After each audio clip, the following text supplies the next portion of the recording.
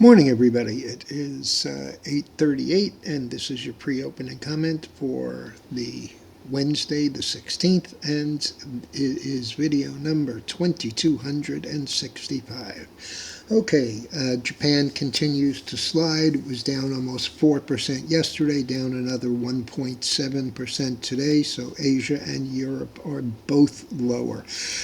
As far as the stock futures here, really not much going on. At 7 o'clock, the Dow was down 8.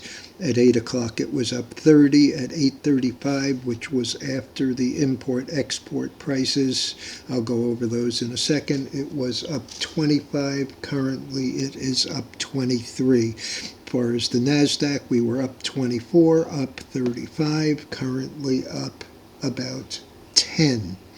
And the S&P was up 3, up 6, now up 5. So really no serious action here.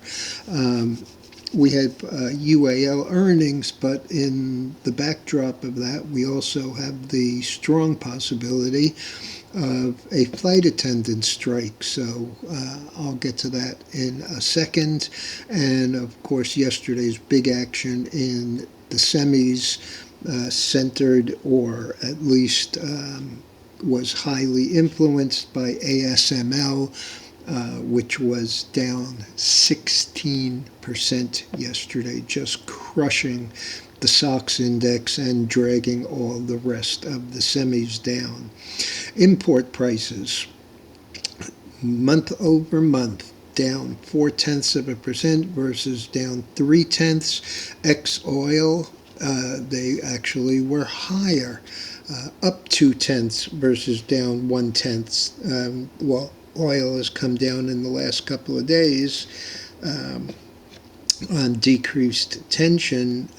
It was substantially higher, and so that ex-oil prices are not surprising. On a year-over-year basis, import prices were down 0.1% versus last month's up 0.8. Export prices, which is a reflection really of trade balance, were bad.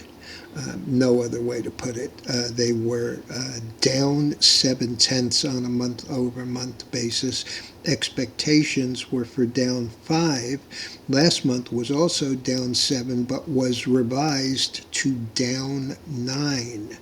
And on a year-over-year basis are minus 2.1. That's the second worst number since 2.3 earlier in the year. So that's a strong reflection on which way our trade balance goes when our export prices are down substantially and import prices are, roughly unchanged from expectations.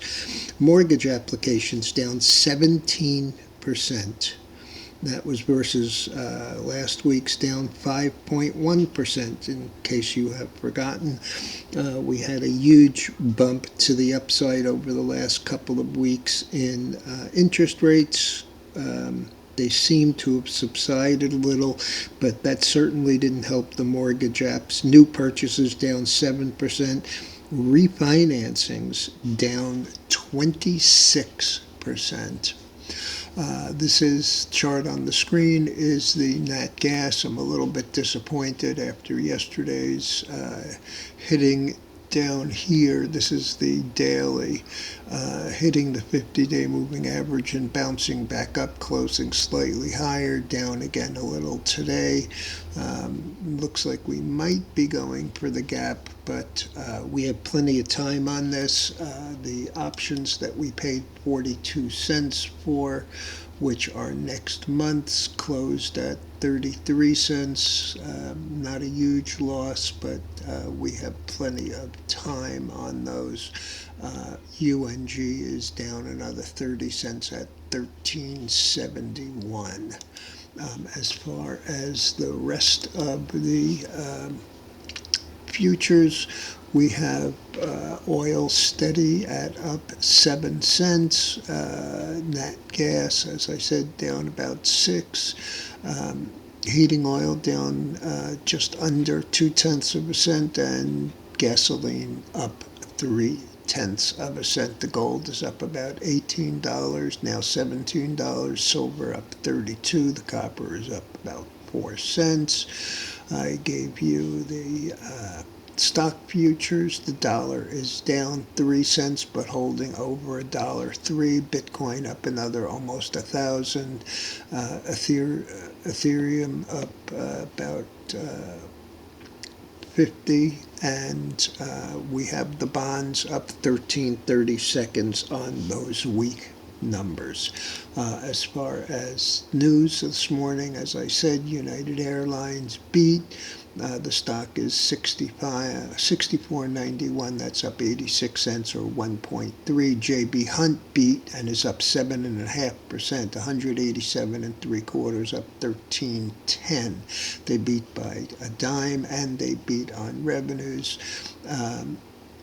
Interactive Brokers was a miss. It's 147.70. That's down 5. But Morgan Stanley beat by 29 cents, beat on revenues, and had great internal numbers.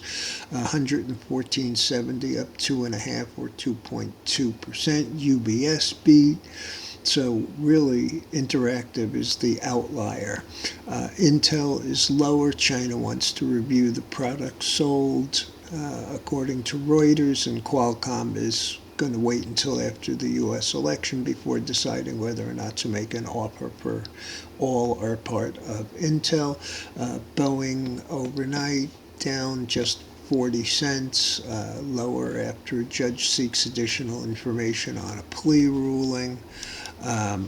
And one more stock that I've been watching closely, Jbht, that's Trump Media and Technology. The stock has gone from under 12 a month ago, less than a month ago, 3 weeks ago, all the way up yesterday, touched 33.85, and then came down, was halted for volatility, finished the day excuse me, with a range of 33.85 to 25.11, closed 27.06. That was down just under $3.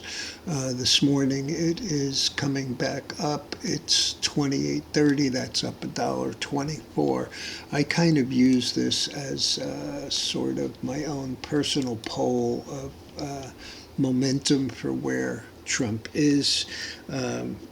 He also had some bad news overnight vis-a-vis a token that they've been trying to introduce, and the response was less than overwhelming.